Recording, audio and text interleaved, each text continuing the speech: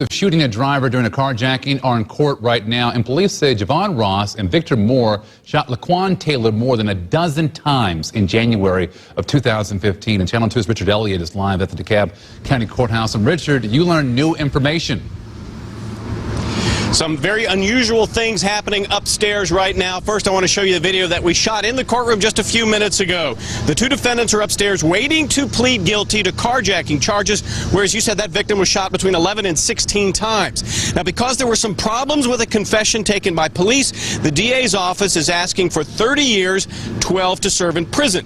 But the victim, Laquan Taylor, who did survive, and his family, well, they want a whole lot more time for those two defendants. The judge is very sympathetic to them, and she told them, meet with the DA's office, come to an agreement. She suggested that if they don't reach an agreement, and the family wants those two defendants, Javon Ross and Victor Moore, to stand trial, she will insist that the state go ahead and try them. This was a very brutal carjacking. It happened last year at a Kroger on South Moreland.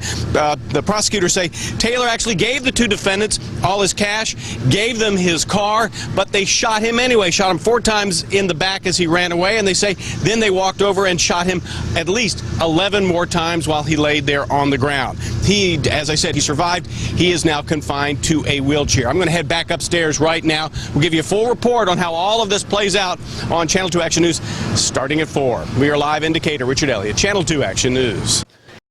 Channel 2's Barrett Peterson talked to the carjacking victim, who is now paralyzed. And Barrett's live outside the grocery store along Moreland Avenue.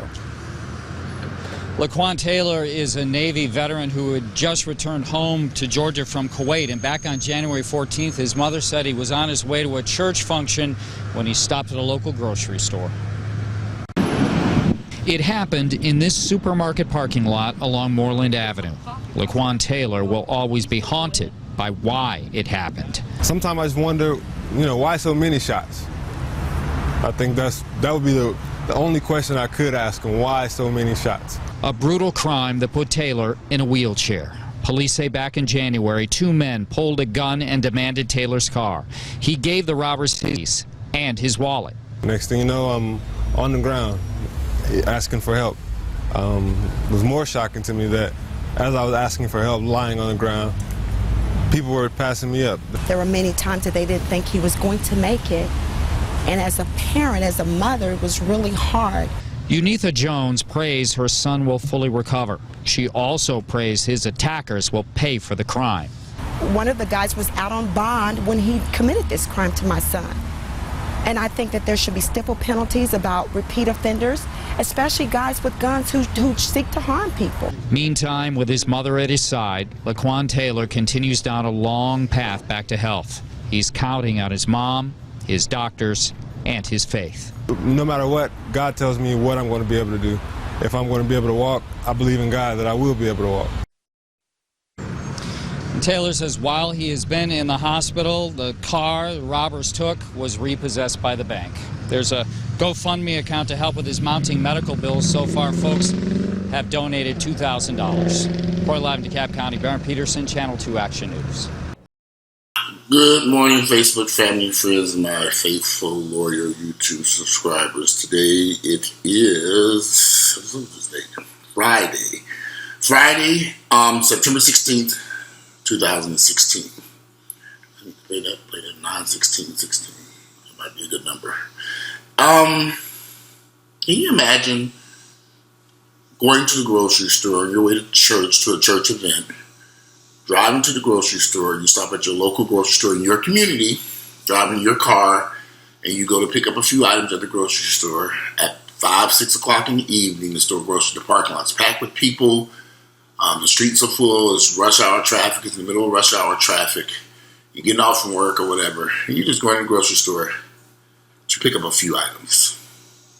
You park your car, and a group of teenagers approach you and ask for your car keys.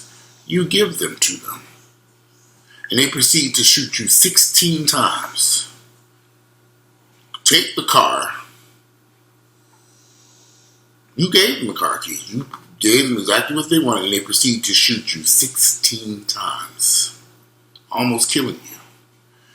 Well, this is what happened to Laquan Taylor, 27 years of age. He's 29 now. He was 27 at the time it happened. Laquan Taylor, he was going to the grocery store on Moreland Avenue. Grocery store I'm very familiar with because that same day that he was shot, I was driving down Moreland Avenue when I saw the police racing up Moreland Avenue and they blocked off the grocery store. And I was actually on my way to the store. I had stopped and purchased some lottery tickets at my favorite little gas station. Okay, so I like lottery tickets, like a couple of scratch offs. And then that could have been my black ass. Even though I don't think they would have wanted my Ford Focus at the time. But did I have a Ford Focus at that time? I think I had a Ford Focus at that time. I don't think they would have wanted that car. But I purposely purchased that Ford Focus. I know nobody gonna want that piece of shit. And it was a stick shift. They wouldn't have got very far. Because I know them niggas didn't know how to drive. My point of this video, this young black man he was in the military, just got back from overseas, purchased a new car. He's doing everything right. And these young teenagers almost took his life where he's paralyzed now. In a wheelchair. You saw those 2 videos before that. He's paralyzed and in a wheelchair because of these young men who now are going to prison for 15 years. They should have gotten more time than that.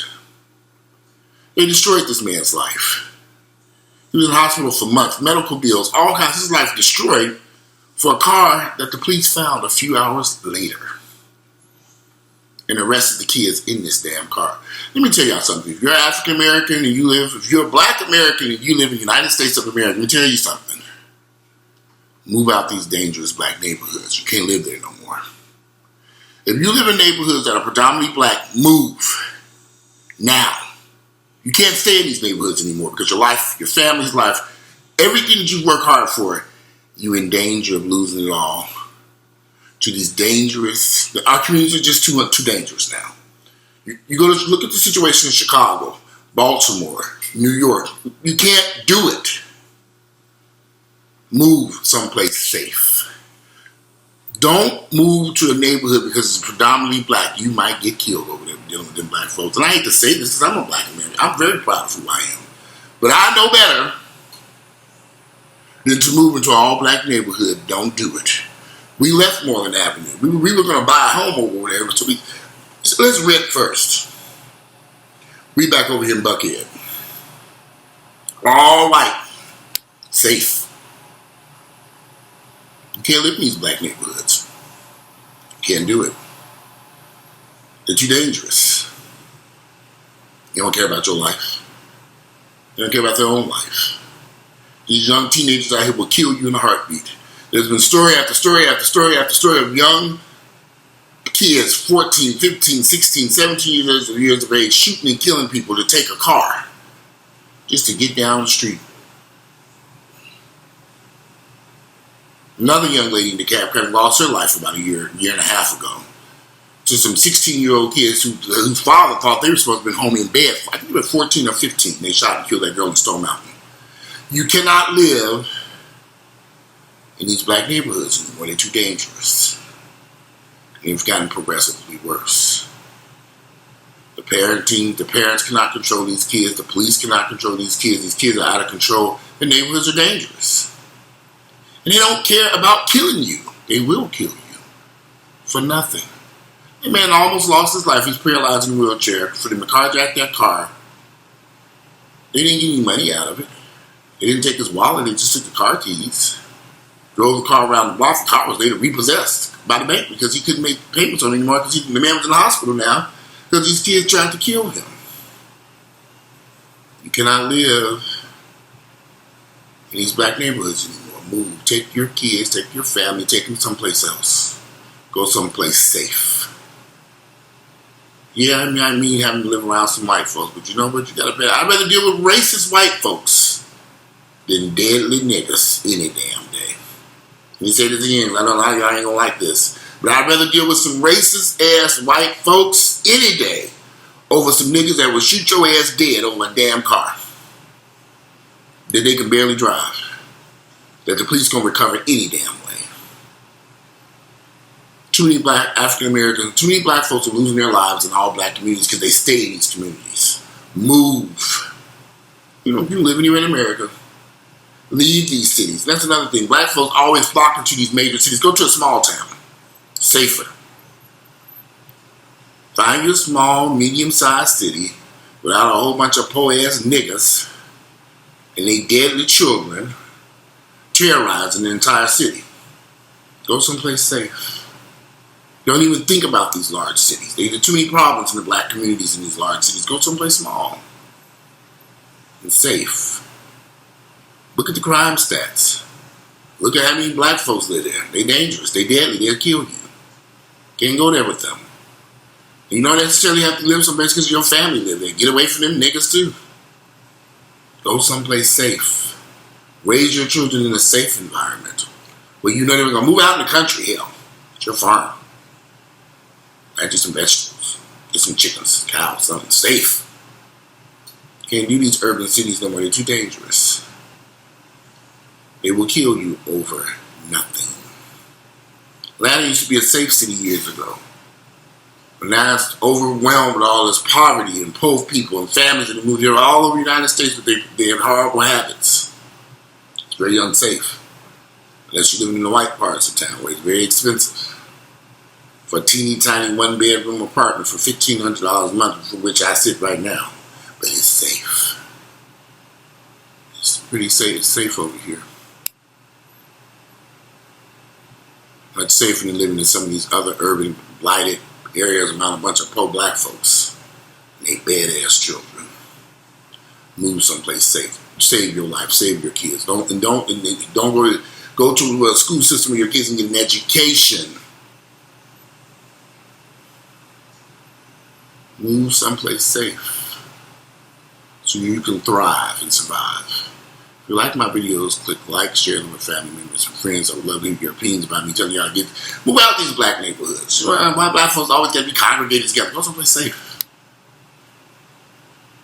Go someplace where your family can live. You have to be worried about run into Kroger to pick up a carton of eggs and somebody carjacking and shooting your ass 16 damn times. Don't make no sense. Anyway, I'm out of here. Enjoy Friday again. Today is Friday, September 16th. The year is 2016. And I look forward to reading y'all's comments. And let me know what you think about this young man's situation. He's paralyzed now. And he set up a GoFundMe account at that time. Only got $2,000. Anyway, I'm out. Enjoy your Friday.